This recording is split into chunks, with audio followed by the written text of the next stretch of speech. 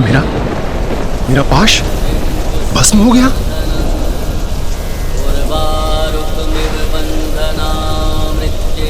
मेरे पाश के भस्म होने का, मेरे इतने बड़े अपमान का कारण यही तुच्छ ऋषि बालक और इसका हठ है, जिसे मैं अब अवश्य भंग करूंगा। देखता हूँ महादेव भी मृत्यु से इसकी रक्षा कैसे करते हैं।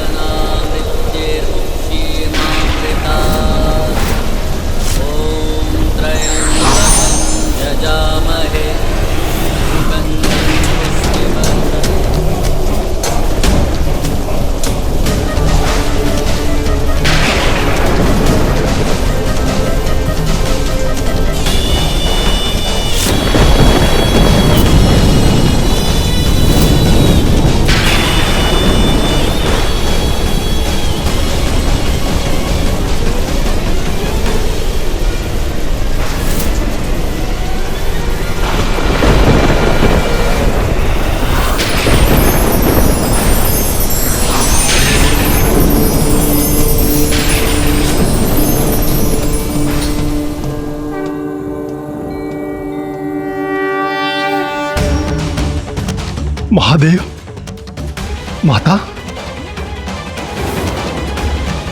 आदिशक्ति अपने अर्धनारेश्वर रूप में।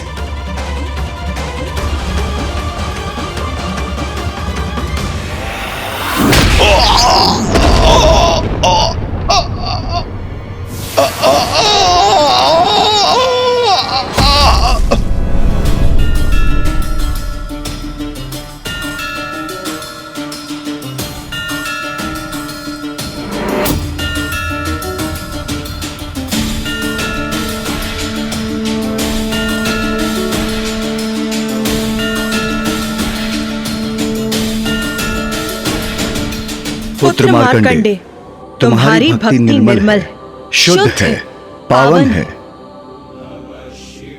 स्वामी के प्रति तुम्हारा अटल विश्वास अद्भुत है, अपूर्व है पुत्र मार्कंडे। यमराज, तुम्हारे अहंकार के दंड स्वरूप आज मेरे हाथों तुम्हारा अंत होगा काल देवता।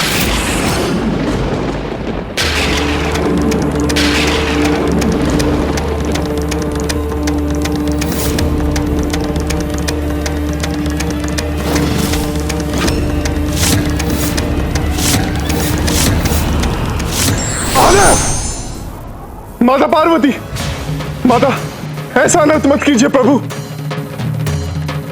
क्षमा कर दीजिए मेरे पुत्र को। सूर्यदेव, हट जाइए मेरे मार्ग से। मैं आपसे विनती करता हूं प्रभु, मेरे पुत्र को क्षमादान देने की कृपा कीजिए।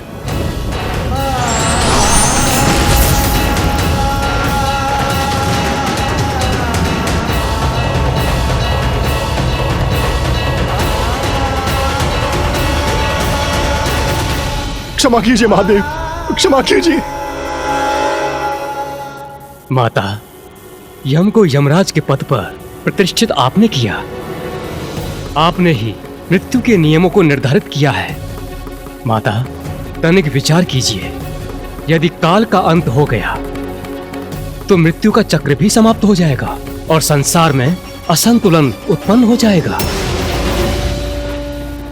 मैं निवेदन करता हूं, जगत जननी है आप, जगत पिता है आप, यम को क्षमा कर दीजिए, अपनी संतान पर दया कीजिए।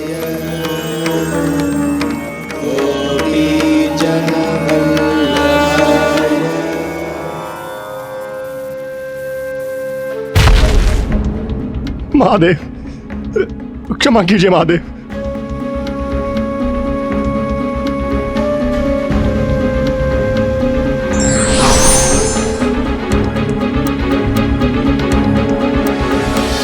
मुझसे बहुत बड़ा अपराध हुआ है महादेव, मुझे क्षमा कीजिए माता, मुझे क्षमा कीजिए। माता, आपने और पिताश्री ने अर्धनारीश्वर रूप में ऋषि मार्कंडे की यमराज से रक्षा तो कर ली, किंतु माता। किंतु किंतु क्या गणेश? मेरी धृष्टता क्षमा करे माता, किंतु मैं यमराज का अपराध नहीं समझ सका। वो तो अपना वही कर्तव्य निभाने आए थे जो आपने और पिताश्री ने उन्हें कालदेव के रूप में सौंपा था, तो फिर उनकी भूल क्या थी माता?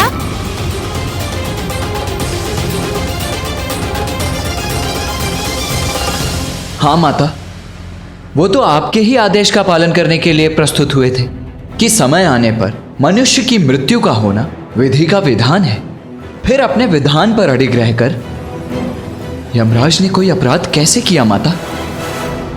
गणेश, कार्तिकेय, यदि प्रश्न तर्क संगत है, उचित है, तो उसे पूछने में संकोच नहीं होना चाहिए।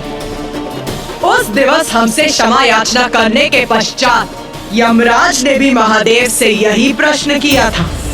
तो माता, पिताश्री ने उन्हें क्या उत्तर दिया? महादेव ने कहा, यम, तुम यही जानना चाहते हो ना कि तुमसे क्या अपराध हुआ? तो सुनो, तुम्हारी पहली भूल, मार्कंडे के प्राण को यमलोक ले जाने के लिए तुम्हारा यमदूतों को भेजना, जबकि यह स्पष्ट है संतों ऋषियों के प्राणों को हरने के लिए तुम्हें स्वयं आना चाहिए था। माता भैरवी द्वारा निर्धारित नियमों के अनुसार संतों ऋषियों की आत्माओं को लेने आपको स्वयं जाना चाहिए। यदि प्रत्येक ऋषि और संत के प्राण हम स्वयं लेने जाएंगे तो यमलोक की व्यवस्था कौन संभालेगा? तुम्हारी दूसरी भूल, अधिकार के अहंकार में आकर मेरे भक्त मार्कंडे द्वारा की जाने वाली मेरी पूजा में व्यवधान डालना।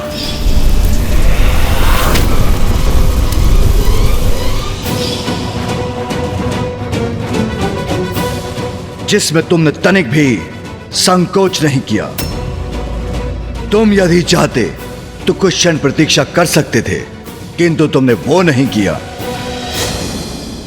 तुम्हारी तीसरी भूल, तुम्हारी भ्रांति की कि तुम सभी को मृत्यु प्रदान कर सकते हो, यहां तक कि ब्रह्मदेव, इंद्रदेव आदि को भी प्रभावित कर सकते हो, किंतु कोई तुम्हारे प्राण नहीं हर सकता।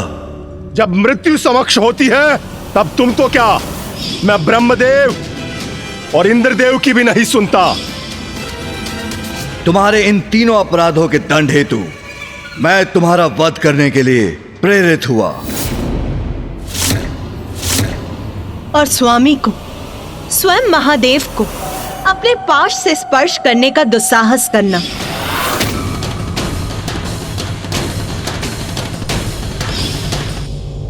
इन सभी में सबसे बड़ा अपराध था।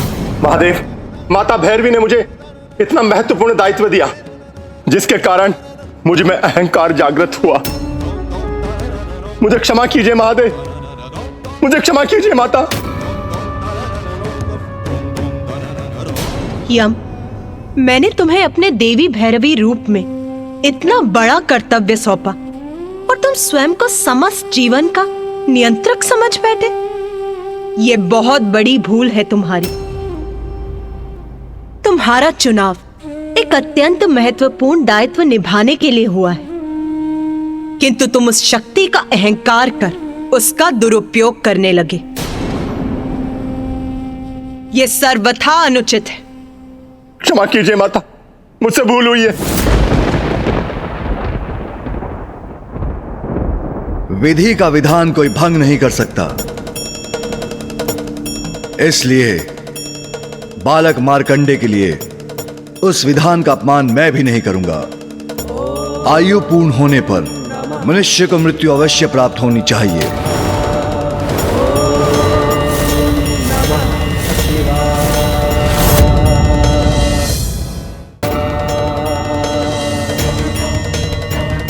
उमा, स्मरण कीजिए, मैंने मार्कंडे के पिता ऋषि मृकेंडु को पुत्र प्राप्ति का वरदान प्राप्त करने के लिए क्या कहा था?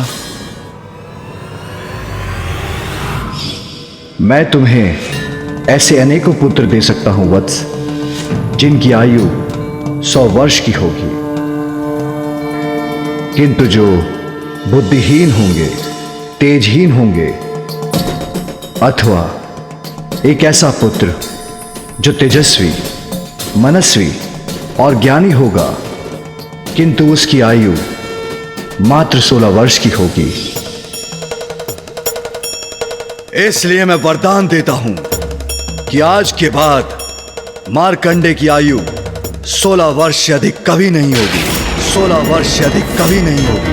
16 वर्ष से अधिक कभी नहीं होगी।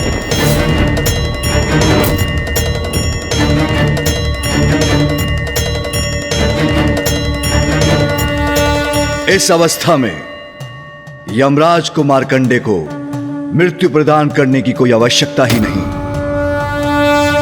कर्पूरगारं करुणावतारं संसारसारं भुजगेन्द्रहारं सदा वसन्तं हृदयारविन्दे भवं भवानी सहितं नमामि।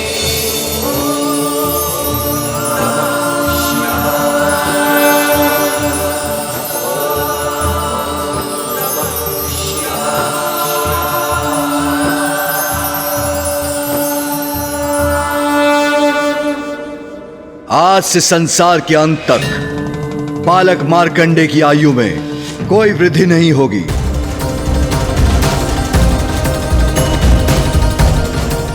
ये सदैव चिरंजीवी रहेंगे। पुत्र मार्कंडे, ये सब तुम्हारी भक्ति और माध्यम से तुम्हारे द्वारा महामृत्युंजय मंत्र के आविष्कार के कारण हुआ। जब तुम अपनी मृत्यु को अपने समक्ष पाकर निरुपाय हो चुके थे तो तुमने भक्ति और निष्ठा से मुझे पुकारा और तुम्हारे मुख से स्वतः ही महामृत्युंजय मंत्र प्रस्फुटित होने लगा। तब तुम्हें इस मंत्र का महत्व ज्ञात नहीं था पुत्र मार्कंडे, किंतु महामृत्युंजय मंत्र के जाप से ही तुम्हारे प्राणों की रक्षा संभव हुई। और आज मैं ये भी घोषणा करता हूं कि जो भी महामृत्युंजय मंत्र का जाप करेगा उसकी अकाल मृत्यु कदापि नहीं होगी। उसकी अकाल मृत्यु कदापि नहीं होगी। वो भीषण रोगों से भी मुक्ति पाएगा।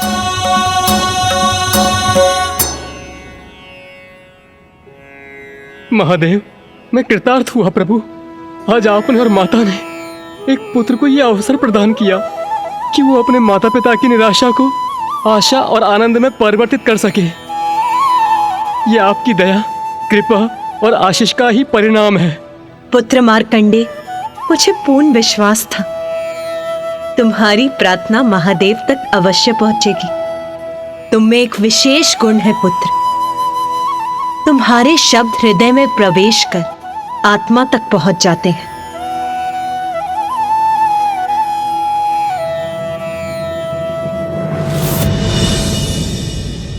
ये सब आप ही की लीला का चमत्कार है। आप ही का आशीर्वाद है माता। माता, आपकी लीला तो अपरंपार है। अब सृष्टि का चक्र तो पूर्ण हो चुका था ना माता, क्योंकि अब तो माता भैरवी के रूप में आपने मृत्यु की भी रचना कर दी थी। अर्थात अब समय आने पर सभी प्राणियों की मृत्यु के पश्चात उनका यमलोक जाना निश्चित हो गया, जहाँ वो पश्चाताप और साधना कर अपने कर्मों के अनुसार उचित लोक में प्रवेश करेंगे। तो अब तो संसार में पूर्णता थी ना माता? नहीं, नहीं, नहीं। अभी तक अच्छे और बुरे कर्मों का फल मृत्यु के बाद ही प्राप्त होता था, किंतु अब महादेव, नारायण और ब्रह्मदेव की इच्छा थी कि एक ऐसा विधान बने जिससे जीवों को उनके कर्मों का फल उनके जीवन काल में ही प्राप्त हो। मुझे त्रिदेवों का ये प्रस्ताव स्वीकार नहीं था, किंतु मेरे अगले स्वरूप की स्वीकृति प्राप्त करने के लिए उन्होंने मेरे साथ एक छल किया। त्रिदेवों ने आपके साथ छल किया माता? जिसके परिणाम स्वरूप मैंने अपने स्वामी के साथ त्रिदेवों को उचित पाठ सिखाया। माता ने उचित पाठ सिखाया त्रिदेवों को? ऐसा क्या छल किया था त्रिदेवों ने जिससे माता उन्हें दंडित करने के लिए विवश हो गई? गणेश, तुम अपनी जिज्ञासा शांत करने हेतु यहाँ उपस्थित ब्रह्मदेव और नारायण से ही क्यों नहीं पूछ लेते कि कैसा छल किया था उन्होंने मेरे साथ?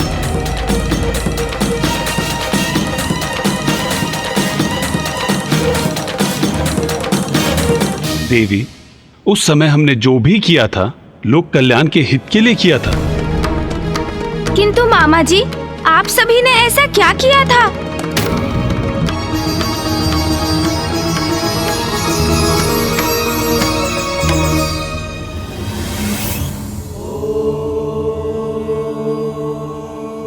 माधव, माधव टमाटर दे दे माधव, इस बार टमाटर दीजिए। आधे देती भूल नहीं होती माधव। बाहर कैसा कोलाहल है ये? इतने दीन स्वर में क्षमा याचना क्यों कर रहे हैं तोतला जी? कदाचित मुझे स्वयं जाकर देखना चाहिए। माधव टमाटर दीजिए, मैं वतन देता हूँ। आधे देती भूल नहीं होती माधव, टमाटर दिए माधव। नाथ, स्वामी, प्रणाम माता। प्रणाम माता।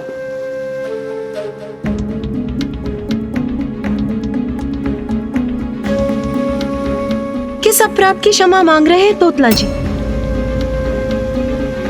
नंदे, तुम ही बताओ। जी प्रभु। माता, कैलाश के उपवन में कुछ मृग आकर यहाँ के फल खाने लगे।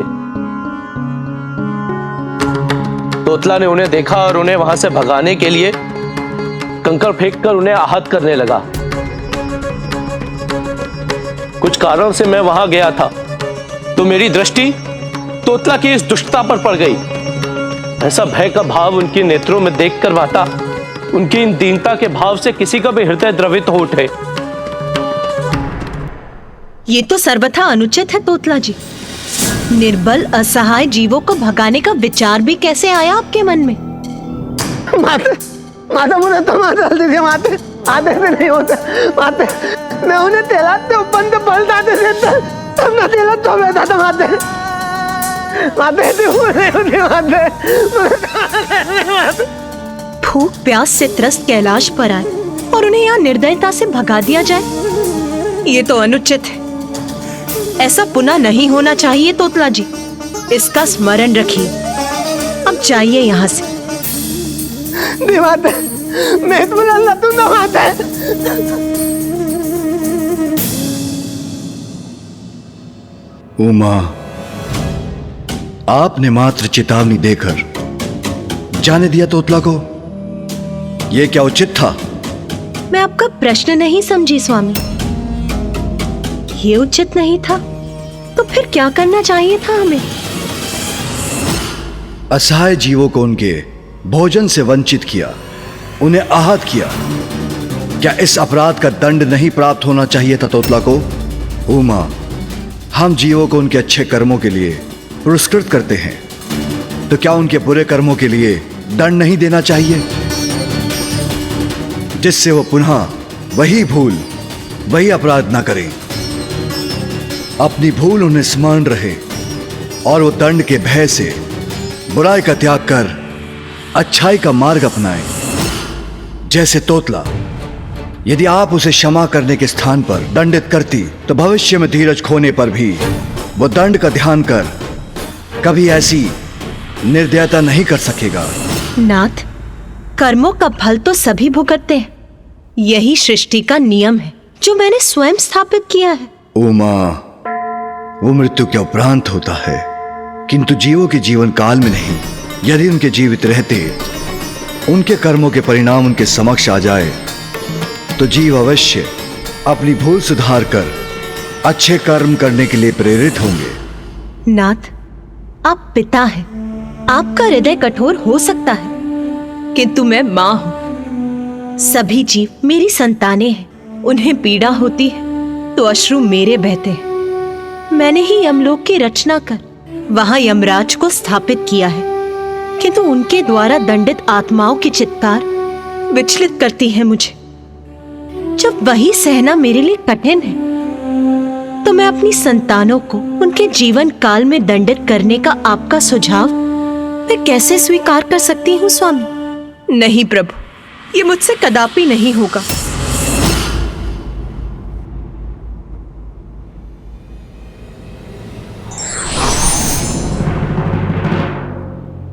नारायण, मैंने देवी पार्वती से संवाद किया, किंतु जीव उसी जीवन काल में दंडित हो, यह आपकी बहन को कदापि स्वीकार नहीं।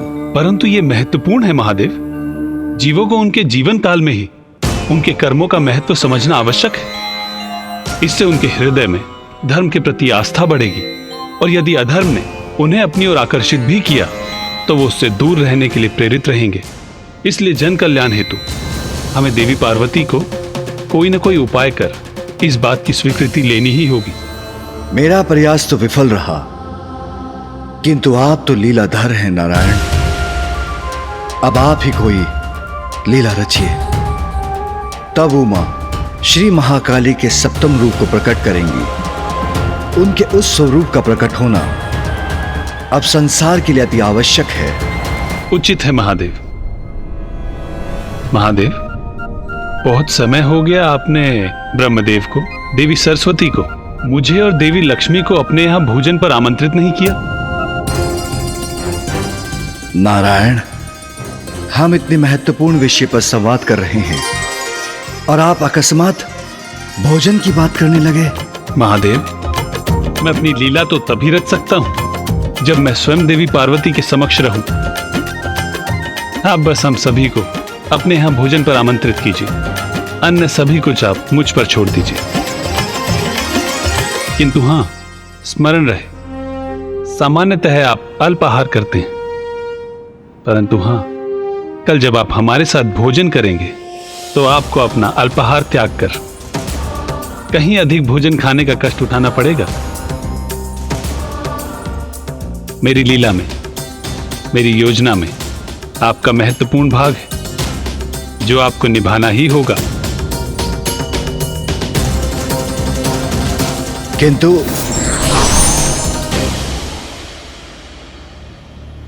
अधिक भोजन जो मैं कभी नहीं करता, किंतु नारायण का कहा भी नहीं टाल सकता मैं।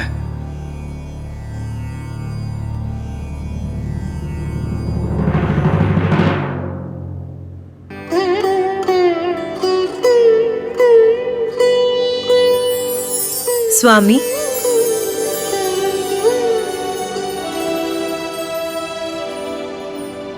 स्वामी, आप ध्यान में लीन हो जाते हैं तो सब कुछ भूल जाते हैं, आहार करना भी। लीजिए, पहले फलाहार कर लीजिए, उसके बाद पुनः ध्यान कर लीजिएगा।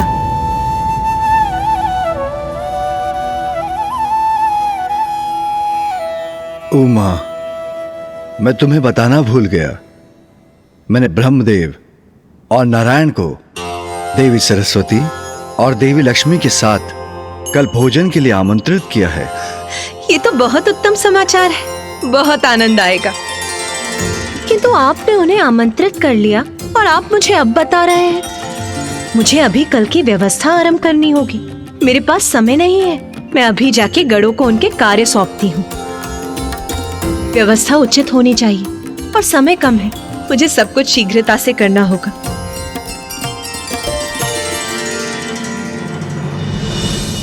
कल जब आप हमारे साथ भोजन करेंगे तो आपको अपना अल्पाहार त्याग कर आपको आवश्यकता से कहीं अधिक भोजन खाने का कष्ट उठाना पड़ेगा। मेरी लीला में, मेरी योजना में आपका महत्वपूर्ण भाग है जो आपको निभाना ही होगा।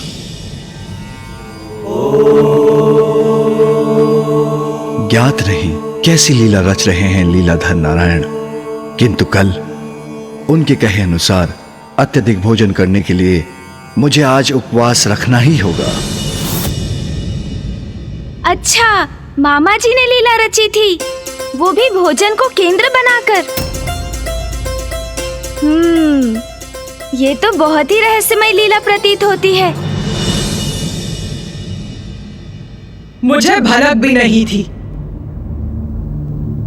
किंतु ये सब मेरे अगले स्वरूप को प्रकट करने के लिए किया जा रहा था। गणेश, तुम्हारे मन में पुनः एक प्रश्न की उपस्थिति का भान हो रहा है मुझे। पूछो, शीघ्र पूछो अपना प्रश्न। माता, आप ही संसार की जन्मदायिनी हैं, सर्वज्ञ हैं, किंतु फिर भी आप मामा जी नारायण की योजना नहीं समझ सकी।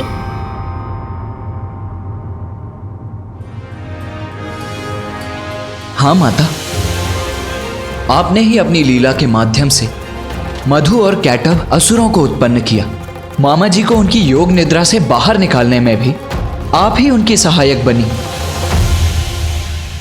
पृथ्वी की रचना के लिए आपने उस संपूर्ण घटना को गढ़ा, तब भी मामा जी आपकी लीला के भाग बने। फिर अब आपको उनकी इस लीला का आभास क्यों नहीं हुआ माता?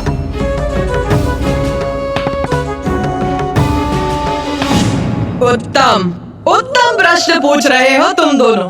श्री महाकाली के रूप में मुझसे कुछ नहीं छिपता, क्योंकि तब मेरी चेतना निर्गुण रूप में सर्वाधिक सशक्त होती है, किंतु पार्वती रूप में मेरी ही चेतना शरीर से बंध कर मेरे ही द्वारा निर्धारित नियमों से सीमित हो जाती है।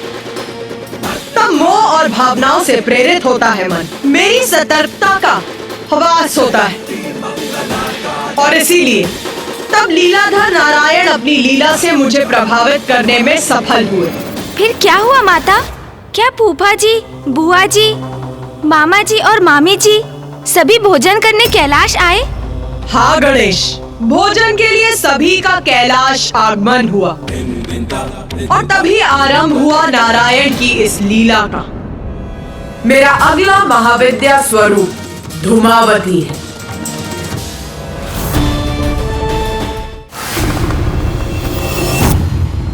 अति उत्तम। इस बार की भोजन की व्यवस्था तो पूर्व से भी अधिक उत्तम प्रतीत होती है।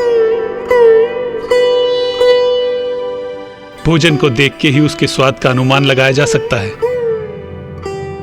देवी पार्वती, जब हमें महादेव ने भोजन के लिए आमंत्रित किया तो हम सभी को अत्यंत प्रसन्नता हुई, क्योंकि हमारे दायित्वों की व्यस्तता में इस प्रकार भेंट का आनंद लेने का अवसर हमें प्राप्त नहीं होता है। इतने स्वादिष्ट व्यंजन देखकर मुझे तो बहुत भूख लग रही है। आप दोनों आपस में वार्तालाप बंद कर भोजन आरंभ कीजिए। देवी, यदि आपको भूख लगी है तो आप प्रारंभ कीजिए ना। आपकी भूख से हमारे वार्तालाप का क्या संबंध है? संबंध तो है भ्राता नारायण। पति पत्नी तो एक दूसरे के पूरक होते हैं। यदि उन दोनों में से कोई एक भी भोजन ना करे तो दूसरा कैसे कर सकता है? इसीलिए जब तक आप भोजन का शुभारंभ नहीं करेंगे, मेरी भाभी देवी लक्ष्मी भोजन कैसे ग्रहण करेंगी? उचित, तो लीजिए हम आरंभ करते हैं।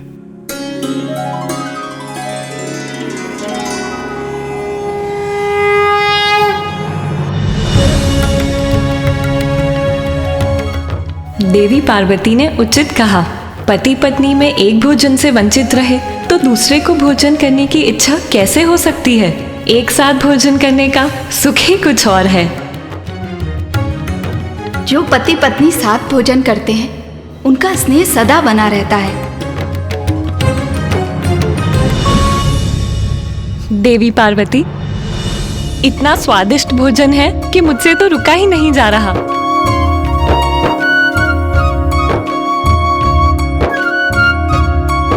देवी पार्वती, अब बस भी कीजिए।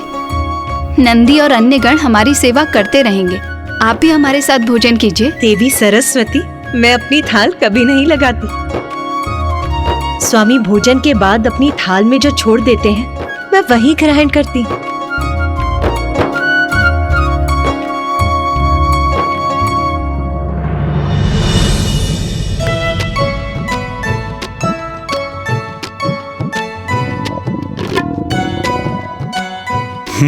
प्रतीत होता है बहन पार्वती को भी भूख लगने लगी।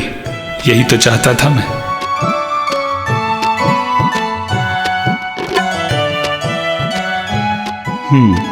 यही उचित समय है मेरी लीला के प्रारंभ का। स्वामी को सदा मेरा स्मरण रहता है। मेरे प्रति उनके स्नेह का परिचायक है ये भोजन। इसीलिए कितनी भी भूख क्यों ना लगी हो मुझे, मैं तो उसी भोजन की प्रतीक्षा करूंगी जो स्वामी ने मेरे लिए शेष रखा है।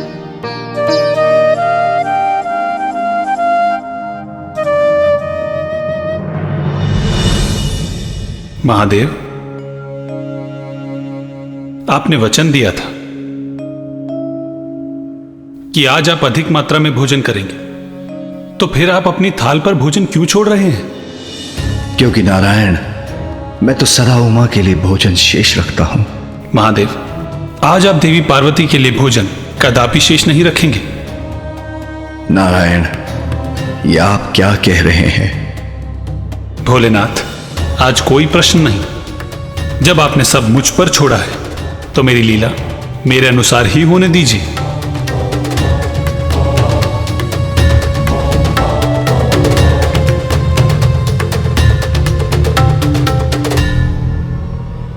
मुझे क्षमा करना उमा, मैं विवश हूं।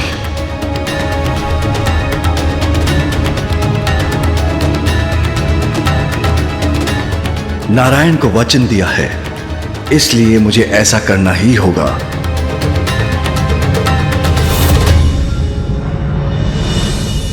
माता श्री महाकाली, पिताजी तो सदैव माँ के लिए भोजन शेष छोड़ते आए हैं, किंतु इस बार उन्होंने नहीं छोड़ा, जबकि माँ की भूख बढ़ती जा रही थी। इसका परिणाम तो अवश्य ही भयंकर हुआ होगा। बताइए ना माता। जगत के कल्याण के लिए स्वयं ईश्वर भी अपनी ही लीला का पात्र बनकर हमें यही संदेश देते हैं, कोई भी घटना अकारण नहीं होती।